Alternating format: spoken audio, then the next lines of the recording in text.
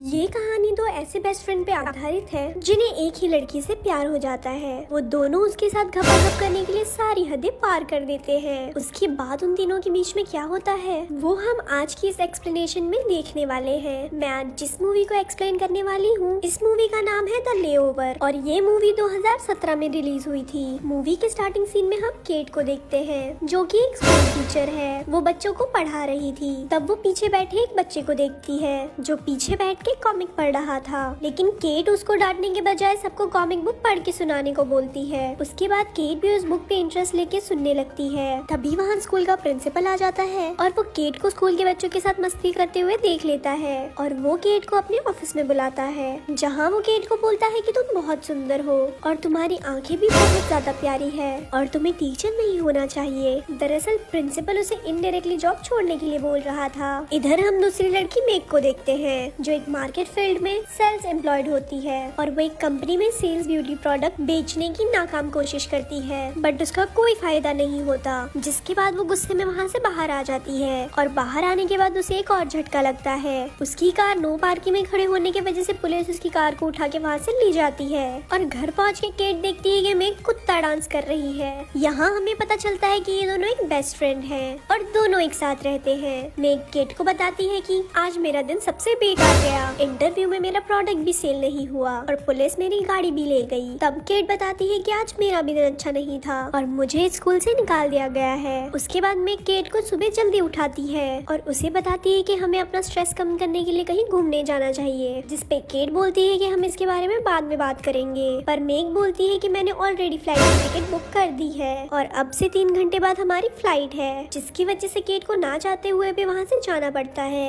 Airport पहुँच के ये लोग देखते हैं कि वहाँ बहुत लंबी लाइन लगी हुई है जिससे इन्हें लगता है कि ये लोग अगर लाइन में रुके तो इनकी फ्लाइट मिस हो जाएगी। उसके बाद में वहाँ से जल्दी निकलने के लिए एक स्टाफ से नैन मटक्का करने लगती है और वो स्टाफ मेग की बातों में आके उसे पहले निकाल देता है और ये दोनों फ्लाइट में अपनी सीट पे बैठ के चैन की सांस लेते हैं। लेकिन उन दोनों के बीच की सीट किसी रायन नाम के आदमी की थी और वो उन दोनों के बीच एक राजा के तरह के बैठ जाता है और दोनों रानियां भी उससे मजे लेने लगती है। जहाँ रायन उनसे बोलता है कि मैं फ्लोरिडा में अपनी फ्रेंड की शादी में जा रहा हूँ। उसके बाद उन्हें पता चलता है कि फ्लोरिडा में तेज तूफान और बारिश होने की वजह से प्लेन को सेंट लुइस में उतारना पड़ेगा। जिसके बाद ये दोनों वहाँ एक होटल बुक करते हैं जहाँ ये दोनों बोलते हैं कि हमारा सामान एयरपोर्ट पे मिस हो गया है। उसके बाद ये दोनों लिफ्ट के पास जाते हैं और जैसे ही लिफ्ट खुलता है तो इन्हें वो घर की रायन दिखता है, जिससे ये दोनों उससे पूछते हैं कि तुम यहाँ क्या कर रहे हो। जिसपे रायन बोलता है कि मेरे फ्रेंड की शादी में भी टाइम है, इसीलिए मैं अपनी लाइफ खुल के जी रहा हूँ। रायन उन दोनों को शाम को ड्रिंक पे इनवाइट करता है और वो दोनों भी खुशी खुशी हाँ कर देते हैं। बाद में मैक्स सोचती है कि मेरा सामान तो एयरपोर्ट पे गुम हो गया और मेरे पास पहनने के लिए कोई दूसरे कपड़े भी नहीं है, इसीलिए वो केट से हेल्प मांगती है और केट बोलती है कि मेरे पास भी ऑलरेडी एक ही ड्रेस है। वो उसे साफ मना कर देती है। उसके बाद शाम को केट पार्टी में जाती है। रायन उससे मेग के बारे में पूछता है जिस पर केट बोलती है कि मुझे नहीं पता कि वो कहाँ है। तभी वहाँ मेग भी आ जाती है जिसने साड़ी पहनी थी और वो साड़ी में बहुत ज्यादा ब्यूटीफुल लग रही थी। तभी वहाँ टीवी पे एक न्यूज आता है कि फ्लोरिडा में ज्यादा ही मौसम खराब हो रहा है, जिसकी वजह से वहाँ जाने वाली सारी फ्लाइट कैंसिल हो गई है और अनुमान लगाया जा रहा है कि वहाँ 3 दिन तक मौसम साफ नहीं होगा। ये सुनकर रायन काफी ज्यादा दुखी होता है और उसे सुख देने की गारंटी ये दोनों ले लेते हैं। उसके बाद ये दोनों डांस कंपटीशन करने लगते हैं और डांस करते करते मेग का पल्लू नीचे सरकने लगता है और सब लोग उसके मैंगो को देख लेते हैं और उसके बाद तीनों अपने कमरे में जाने लगते हैं। पर कमरे में जाने से पहले केट और मेग के बीच में बहस हो जाती है क्योंकि वो दोनों एक साथ रायन को पसंद करने लगे थे। अगले दिन मेग रायन के साथ हॉट एयर बलून पे जाने का प्लान बनाती है पर केट को ऊंचाइयों से डर लगता था। तब रायन बोलता है मैं और मेग वहाँ चले जाएंगे, लेकिन केट मेग को रायन के साथ अकेले जाना नहीं देना चाहती थी,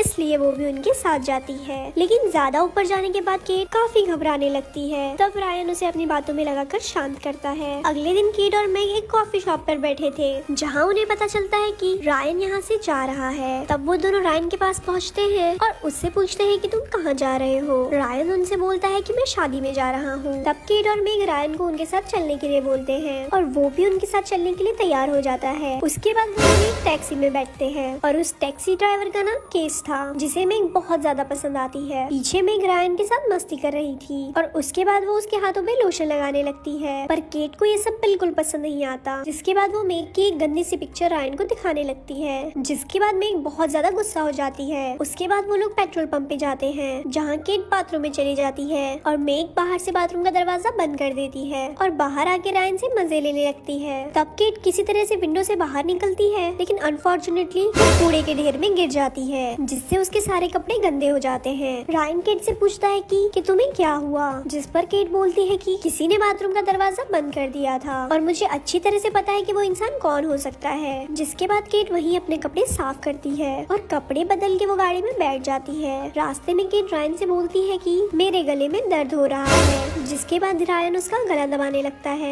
मसाज करने लगता है। लेकिन मेग को ये सब बिल्कुल पसंद नहीं आता और वो जेलस करने लगती है। तब वो गुस्से में शैंपेन में बहुत सारी नींद की दवा मिलाने लगती है और वो केट को देती है, लेकिन केट शैंपेन पीने से मना कर देती है। तब क्रे उससे वो बोतल ले लेता है और खुद पीने लगता है। मेग उसे बोलती है कि तुम्हें ड्राइव करते समय नींद आएगी। तब क्रे उसे बोलता है कि मुझे ड्राइविंग करने का बहुत अच्छा एक्सपीरियंस है और मैं इससे पहले भी ड्रिंक करके ड्राइव कर चुका हूँ। उसके कुछ समय बाद रात हो जाती है और गाड़ी में सब लोग सो जाते हैं और इसी बीच क्रेज भी सो जाता है और वो रोड पे एक बोर्ड को उड़ा देता है, जिसके बाद उनकी आंखें खुलती है और वो एक होटल पे पहुँचते हैं। होटल के अंदर जाने से पहले केट उस बोतल को चेक करती है, जहाँ उसे बहुत सारी स्लीपिंग पिल्स मिलती है, जिसे देख के वो मेग पे बहुत ज्यादा गुस्सा होने लगती है और गुस्से में वो अपना रूम अलग बुक करती है। उसके बाद मेग क्लब में बैठ के ड्रिंक करने लगती है और तभी वहाँ क्रेग आता है और कुछ देर बात करने के बाद वो वहाँ से चला जाता है। इधर हम केट को भी देखते हैं, जिससे रायन ढूंढते हुए उसके पास आता है और वो उसे बोलता है कि मैं तुम्हें कब से अकेला ढूंढ रहा था। और उसके बाद वो दोनों कमरे में जाके बिना सोचे समझे खपाखप करते हैं। अगली सुबह मेग केट से आके मिलती है और बोलती है कि हमें एक दूसरे से एक लड़की की वजह से नहीं लड़ना चाहिए, जिससे केट मेग के काफी क्लोज आके बोलती है कि रात को मैंने रायन के साथ घपाघप किया, जिसके कारण उन दोनों में फिर से लड़ाई हो जाती है। जिसके बाद क्रेज वहाँ आता है और बोलता है कि रायन शादी में जाने के लिए मेरी गाड़ी चुरा कर लेके गया। तब क्रेज को एक पोस्ट मिलता है जिसमें उसे पता चलता है रायन किसी और की शादी में नहीं बल्कि अपनी शादी में गया है। जिसके बाद ये दोनों में पुलिस से रिक्वेस्ट करती है कि रायन ने हम दोनों की लाइफ खराब कर दी है और अब वो किसी तीसरे की लाइफ खराब करने के लिए जा रहा है और पुलिस भी इनको इस बात पर छोड़ देती है और ये दोनों रायन की शादी में बिना दावत के पहुंच जाते हैं। लेकिन इनके वहाँ पहुँचने से पहले ही रायन की शादी हो चुकी थी। लेकिन रायन इन दोनों को वहाँ पर देख के वहाँ से भागने लगता है, लेकिन ये दोनों उसे पकड़ लेते हैं और बोलती है कि तुमने हमारे साथ ऐसा क्यों किया, एक के साथ एक फ्री। तब रायन बोलता है इसमें मेरी कोई गलती नहीं है, तुम दोनों मेरे साथ फ्लर्ट कर रही थी ना कि मैं, और जब कोई मेरे सामने झुक के खड़ा होता है तो मैं इतना शरीफ नहीं हूँ कि मैं कुछ ना करूँ। उसके बाद रायन की वाइफ वहाँ पर आती है और वो रायन से रूडली बिहेव करने लगती है। उसके बाद ये दोनों भी वहाँ से जाने लगते हैं। उसके बाद मेग क्रेग को किस करती है और केट से कहती है कि जो कुछ हुआ अब हमें वो भूल जाना चाहिए और हम दोनों पहले की तरह बेस्ट फ्रेंड बन के साथ में रहना शुरू कर देंगे। केट के स्कूल का प्रिंसिपल उसका प्रमोशन कर देता है क्योंकि उन्हें केट का टीचिंग का तरीका पहले से ही पसंद था। मेग और क्रेग बाबू सोना बन जाते हैं और केट और मेग फिर से दोनों साथ में रहने लग जाते हैं और ये मूवी यहाँ खत्म हो जाती है। ऐसे ही और स्टोरी सुनने के लिए हमारे पेज को लाइक करें। धन्यवाद।